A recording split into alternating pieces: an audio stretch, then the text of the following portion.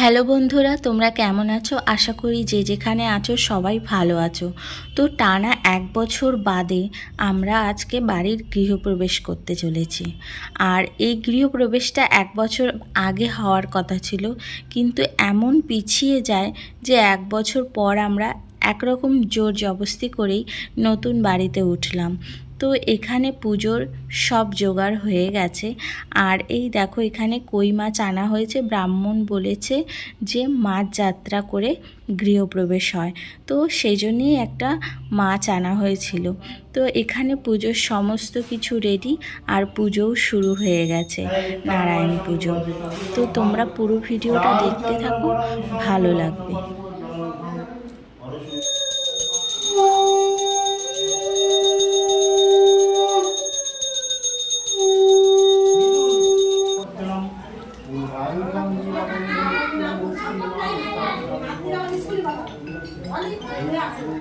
এরপর হোমযজ্ঞ করা হয়েছিল। আর আজকের মতো ভিডিওটা এই পর্যন্তই। নতুন ভিডিও দেখার জন্য চ্যানেলটিকে সাবস্ক্রাইব করে দাও বন্ধুরা।